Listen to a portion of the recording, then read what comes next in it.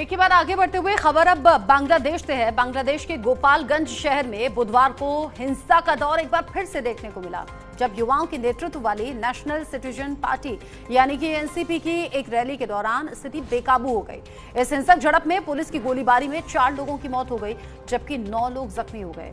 गोपालगंज, जो बांग्लादेश की पूर्व प्रधानमंत्री शेख हसीना का होम टाउन है, एक बार फिर से राजनीतिक अशांति का केंद्र बन गया।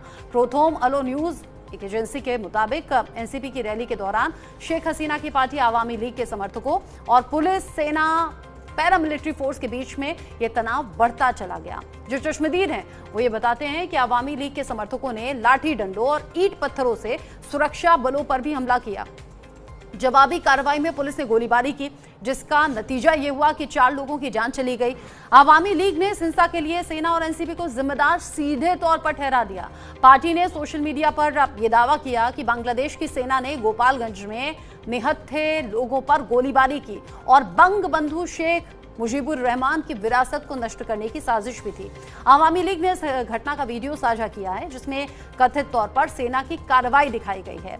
बांग्लादेश के अंतरिम सरकार के प्रमुख मोहम्मद यूनुस ने इस हिंसा को अक्षम्य बताया, यानी कि कहा कि माफ नहीं किया जा सकता।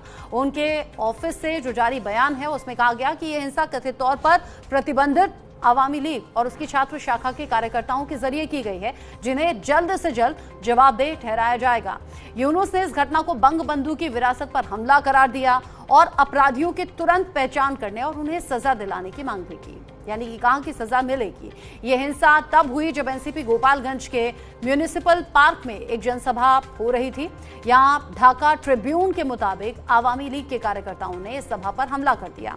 इसके बाद में स्थिति और ज्यादा आउट ऑफ कंट्रोल हो गई, हिंसक हो गई। यहां पर बांग्लादेश में शेख हसीना की सरकार के अगस्त 2024 में सत्ता से बेदखल होने के बाद से आवामी लीग के नेताओं और समर्थकों पर हमले बढ़ गए हैं। कई आवामी लीग नेताओं के घरों और संपत्तियों को निशाना बनाया गया है और पार्टी पर आतंकवाद विरोधी कानून के तहत प्रतिबंध भी लगाया गया। गोपालगंज में हुई इस हिंसा ने बांग्लादेश में राजनीतिक अस्थिरता को और ज्यादा गहरा कर दिया है।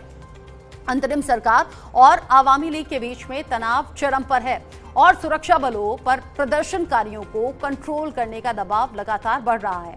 इस घटना ने एक बार फिर से बांग्लादेश के राजनीतिक परिदृश्य में गहरे विभाजन को उजागर करने का काम किया है। बांग्लादेश में जो हालात हैं वो हर दिन के साथ में ऐसा बिगड़ रहे हैं कि कंट्रोल में नहीं आ रहे, और जो वहां आम जनता है, जो आवाम है, वो पूछ रही है कि हालात सामान्य होंगे कब। अब तो यहाँ सीधे तौर पर मोहम्मद यूनुस पर भी ये दबाव है कि हालात ठीक हों और जल्द से जल्द चुनाव हो। शेख हसीना का गृहनगर, जहां पर यह हिंसा भड़की, एनसीपी की रैली के दौरान स्थिति बेकाबू हो गई। 4 लोग मारे गए हैं, 9 जख्मी हैं। आवामी लीग समर्थकों और पुलिस, सेना, मिलिट्री फोर्स, इन सभी के बीच में ये हालात ऐसे बन गए कि वहां कंट्रोल करना मुश्किल हुआ। कुछ तस्वीरें आप टीवी स्क्रीन पर देख भी रहे हैं। लाठी डंडों से उन पर हमला किया गया। जवाबी कार्रवाई में पुलिस ने गोली चलाई। आवामी लीग का आरोप है सेना और एनसीपी को इसके पीछे सीधे तौर पर जिम्मेदार माना जाए। वो कह रहे हैं कि उन्हीं की वजह से सब कुछ हुआ है। निहत्थे लोग थे, उन पर गोलीबारी की भला क्या जरूरत थी।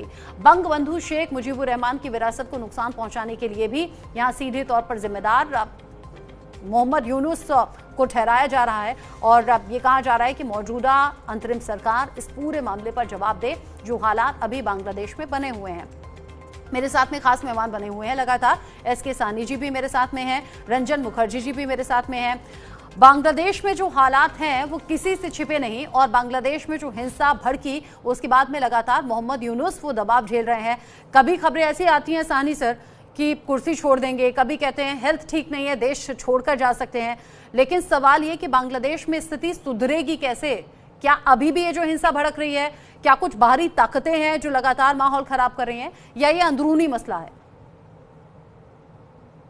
देखिए, इसका हमें पूरा एक परिप्रेक्ष्य समझना पड़ेगा। जब शेख हसीना ने, जब वो अपनी प्राइम मिनिस्टरशिप की कर रहे थे अगस्त 23 तक, और यूएसए के दबाव में वो नहीं आई। यूएसए चाहता था कि वो सेंट मार्टिन आइलैंड जो है, जो बांग्लादेश के साथ में है, वो यूएसए को दे दे। जो शेख हसीना जी नहीं मानी इस चीज को, तो उनका तख्ता पलट किया गया, एक स्टेज मैनेज किया गया, जो एक गलत चीज थी। और ये सो कॉल्ड एनसीपी और सो कॉल्ड जो ये स्टूडेंट प्रोटेस्ट वगैरह जो हुए थे, ये बहुत स्टेज मैनेज थे। और बताया गया कि शेख हसीना जो है एक अनपॉपुलर लीडर है। इनका एक प्लान है, इनका प्लान ये है कि जो मुजीबुर रहमान जी की जो लेगेसी है 1971 वॉर के बाद जब लिबरेट हुआ था बांग्लादेश, उस लेगेसी को इन्होंने खत्म करना है। क्योंकि यहां पर एक तरीके से ये इस्लामिक फंडामेंटलिज्म को आगे लाना चाहते हैं और शेख हसीना इसके बिल्कुल बरखिलाफ थी और उनके ऑर्डर्स भी इसी प्रकार से थे और वैसे ही चल रहा था। बांग्लादेश बहुत तरक्की कर रहा था और पर कैपिटा इनकम भी बांग्लादेश की बहुत अच्छी बनती जा रही थी। पर जब सेंट मार्टिन आइलैंड का इशू बना और शेख हसीना को ने नहीं माना और शेख हसीना को वहां से भागना पड़ा और हिंदुस्तान ने उनको दिया है संरक्षण, असैलम दिया है, असैलम तो नहीं बोलूंगा, संरक्षण दिया है। तो मोहम्मद यूनुस जो उनके केयर टेकर गवर्नमेंट है, जो यूएस की प्रोटीज है, उनके पपेट है, वो उनको अवामी लीग को उन्होंने बैन कर दिया। क्यों बैन कर दिया? अवामी, आप जो भी यूएस बोलेगा वो करेगा। हाँ। तो उन्होंने इस पार्टी को बैन किया है और वहां पर बहुत रोष हो गया अवामी लीग की कार्यकर्ता में। ठीक है, प्रोटेस्ट हुए थे, लोग मरे थे उधर, तो तुमने जो है एक यूनुस जो है, जो एक यूएस केयर टेकर के पपेट ही है, उनके शह में अगर काम करेंगे तो सब समझ रहे हैं बात को। और अवामी लीग जो है खुल के सामने आ रही है। अवामी लीग को बैन करने का मतलब ही नहीं है। इलेक्शंस हालांकि अनाउंस नहीं हुए हैं और ये एनसीपी और बांग्लादेश नेशनल पार्टी खालिदा जिया की, वो भी नहीं चाहते कि अवामी लीग सामने आए। तो ये सब इशू देखे एक ऑर्गेनाइज तरीके से अगर अवामी लीग को अब डिस्क्रेडिट करे, हाँ। तो ये तो रोष होगा ही होगा। हाँ। जिस तरीके से जिस तरीके से ये हालात बिगड़ते हुए नजर आ रहे हैं या हिंसा भड़क रही है, पिछले कुछ दिन में मोहम्मद यूनुस ने अलग अलग तरीके से प्रेशर झेला है। रंजन मुखर्जी जी, उस प्रेशर के बाद भी हालात कुछ बहुत ज्यादा सुधर नहीं गए। हाँ, वो बात अलग है कि कुछ मीडिया में आते होंगे, कुछ यहाँ सोशल मीडिया पर दिखता होगा तो बांग्लादेश सवालों के घेरे में आता होगा, लेकिन जैसा मोहम्मद यूनुस पल्ला झाड़ने की कोशिश कर रहे हैं कि अवामी लीग इसके पीछे है या फिर राजनीतिक द्वेष है ये आपस का, क्या उतना भर ये मामला लग रहा है? देखिए, पर्सपेक्टिव में और एक चीज मैं इस पे जोड़ना चाहूंगा, जो मेरे प्रीवियस वक्ता ने कहा है वो काफी हद तक सही है। उसके अलावा देखिए, बांग्लादेश अभी धीरे धीरे रेडिकल्स के हाथ में चला गया और उनको मदद दे रहा है पाकिस्तान। आईएसआई डायरेक्टली मदद दे रहा है। हाँ। तो ये जो आईएसआई और रेडिकल का एक पॉइजनस कॉकटेल है बांग्लादेश में, और वो एनसीपी जो स्टूडेंट्स का, जिसको कहा जाता है कि स्टूडेंट्स का वजह से हसीना को गद्दी छोड़ना पड़ा, इसके पीछे जो ये स्टेज मैनेजमेंट की बातें हैं उसको और समझना है। इसको कहते हैं कॉग्निटिव वॉरफेयर। ये 2017 से यूएस के 3-4 एनजीओ यूएस एड की तरह वहां पे काम करना चालू किया स्टूडेंटों के साथ, यूनिवर्सिटीज में, कॉलेजेस में। और एक माइंडसेट, कॉग्निटिव वॉरफेयर क्या करता है कि माइंड को कंट्रोल करता है, माइंड को प्रचालित करता है एक पर्टिकुलर धारा में जहां वो ले जाना चाहते हैं, और उसके जरिए इतने सालों में 6 साल 7 साल लग गए उनको, वो तख्ता पलट बड़ा आसानी से कर दिया। That is how they have managed it. तो अब जो है, Yunus also is in backfoot. देखिए, ये रखाइन स्टेट का जो कॉरिडोर मांग रहा था US, because of their again one hold in this area, वो आर्मी चीफ वकार ने ना कर दिया। इसे कोई थर्ड पार्टी हमारा ये सीट डिसाइड नहीं करेगा।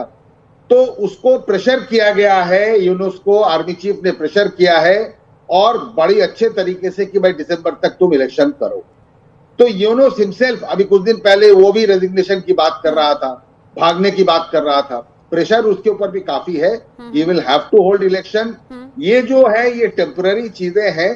धीरे धीरे एक इस्लामिक स्टेट में कभी भी कोई दूसरा चीज नहीं, आपस में ये लोग इतना लड़ भी रहेंगे, वो चारों तरफ होता है। देखिए, आप अगर एर्डोगन का बात देखेंगे टर्की में, ही हैज केप्ट 62,000 पीपल, उसमें फौज के लोग हैं, पॉलिटिकल लीडर्स हैं, गुलेन के सपोर्टर्स हैं, जर्नलिस्ट हैं, सबको behind the bars for the last 18 years।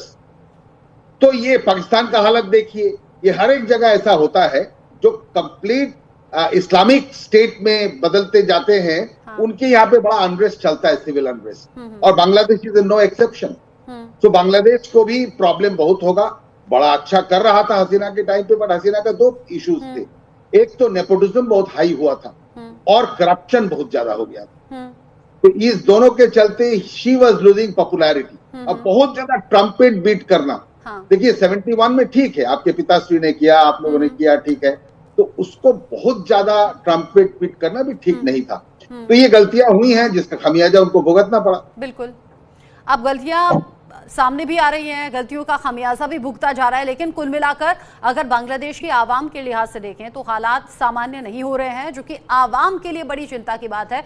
अब आने वाले टाइम में आम चुनाव होते हैं, हालात सामान्य होते हैं, ये देखना दिलचस्प रहेगा। आप दोनों मेरे साथ में रहिएगा। अगली खबर का हम रुख कर लेते हैं। अमेरिका और भारत के बीच में बीते करीब 5 महीने से व्यापार समझौते को लेकर चर्चाएं चल रही हैं। माना यह जा रहा है कि जल्द ही समझौते पर सहमति बन भी सकती है। इसके बाद में दोनों देशों के बीच में आयात शुल्क को लेकर चल रहा विवाद सुलझ सकता है।